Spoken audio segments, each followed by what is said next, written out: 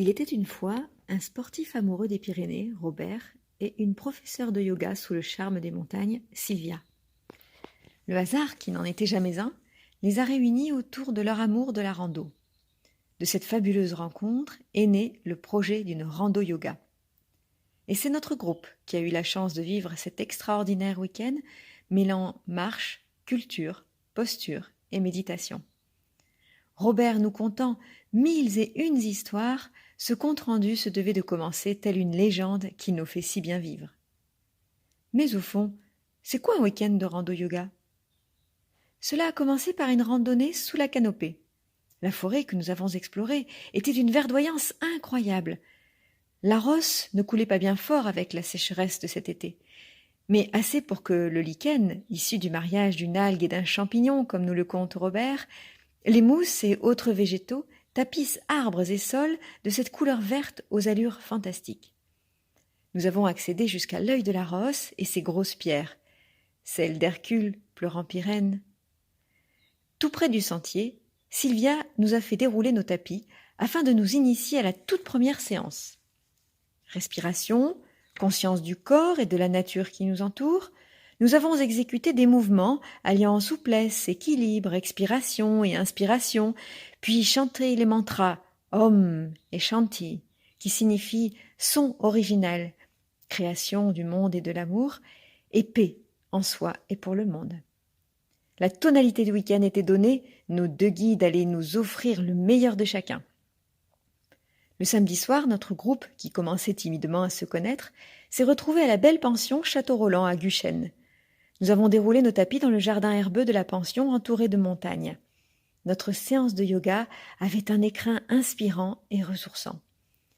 Sylvia nous a ensuite concocté un délicieux curry indien de légumes dont la préparation a resserré les liens du groupe. Nous nous sommes régalés lors de ce repas offert par nos guides et Janine. Robert, pyrénéen dans l'âme, nous a même fait la surprise d'un gâteau à la broche préparé avec patience et générosité la veille. Le lendemain, lever du soleil façon tibétaine, la voix de Sylvia dirigeant nos corps. Nos âmes s'éveillent avec les montagnes éclaboussées de soleil. Nous étions prêts à attaquer la rando du dimanche. Elle nous a menés au col d'Aspin. Robert a eu foi dans notre groupe pourtant disparate, tant en âge qu'en condition physique, car nous avons tous réussi à atteindre les crêtes surplombant un paysage majestueux à plus de 1700 mètres d'altitude. En bas, les villages des vallées d'Or ou de Campan, le lac de Payolle, paraissaient si petits. Puis les montagnes qui élèvent leurs flancs jusqu'au ciel, si paisibles.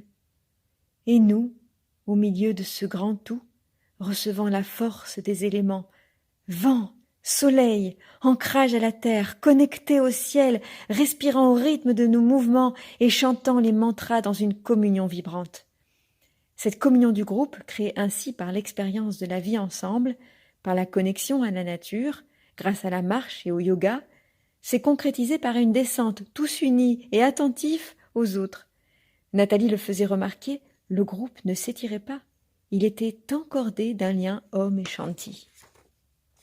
Certaines ont dépassé leurs limites portées par le groupe. D'autres auraient pu faire davantage, mais ont pris du plaisir dans le partage et l'attention aux moins aguerris. Jeunes, d'âge mûr ou d'âge moyen, hommes ou femmes, retraités, étudiants ou travailleurs, Robert, Sylvia, les Pyrénées, le yoga et notre envie à tous d'être bien a fait de cette expérience une extraordinaire aventure que nous n'oublierons pas.